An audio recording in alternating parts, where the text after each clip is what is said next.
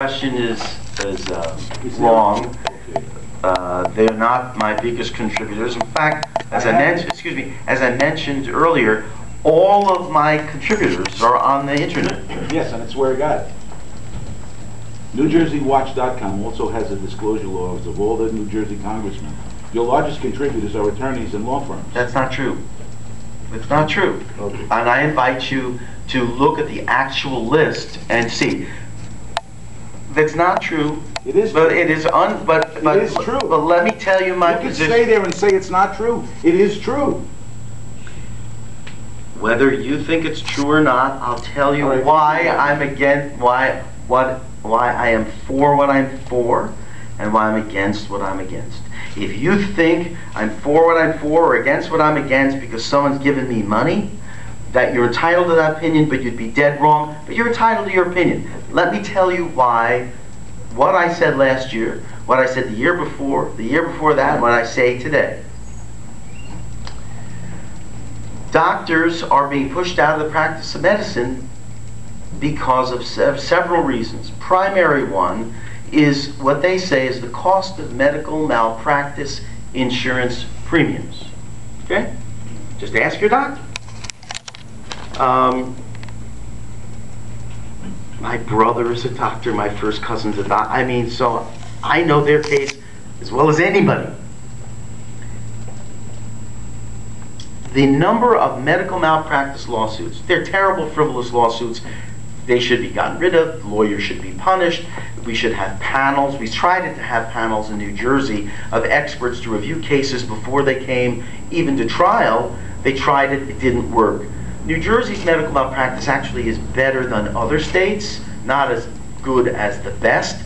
In the healthcare reform bill, there are incentives, dollar incentives to each state to come up with a program that works for them, not a one-size-fits-all federal program, but to put in a pilot program, or if they have a pilot program, show how it works, and they'll be given credits and dollars to do that so it can be replicated across the country.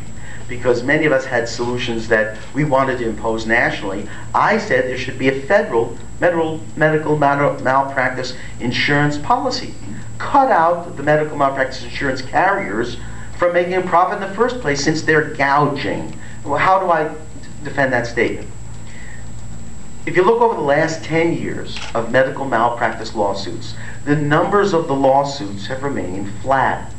The payouts on those medical malpractice lawsuits, whether in settlement or in verdict, jury verdict, have remained flat.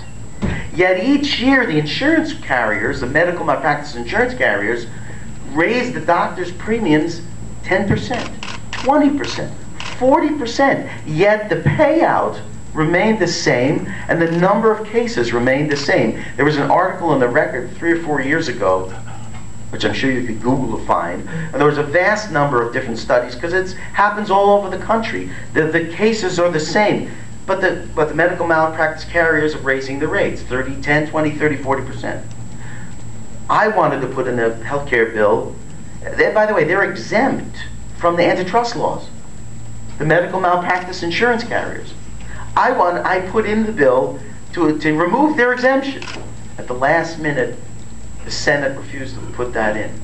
The Senate removed the health insurance carriers' exemption from antitrust, but they wouldn't do it for the medical mal carriers. So to get to your statement about my caring about the victim. So in my view, the 800-pound gorilla in the room are the gouging medical malpractice insurance carriers who are not subject to the antitrust laws. And they're the only game in town for doctors. So what do some people say is the solution? They say put a cap on the damages that a victim can receive for pain and suffering.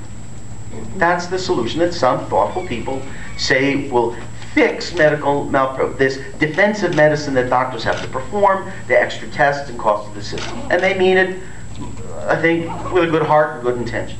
Here's why I think that's absolutely the wrong priority and the wrong approach.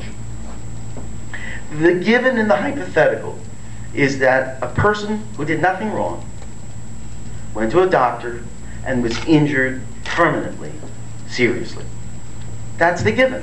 they did nothing wrong, whether they lost an arm, a leg, a function, their eyesight, their hearing, or had their life shortened, whatever, the given is they did nothing wrong. They're completely innocent.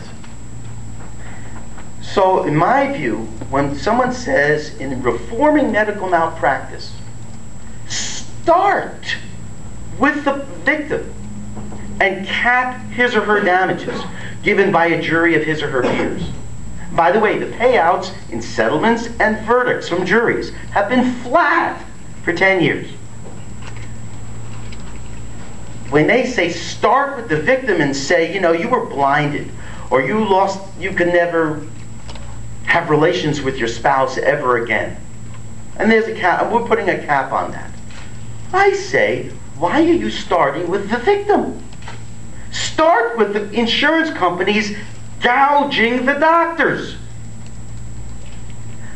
Then go to the so-and-so nasty frivolous lawyers bringing those suits. And then you'll have, I believe, the vast majority of the problem taken care of. But don't start with the victim.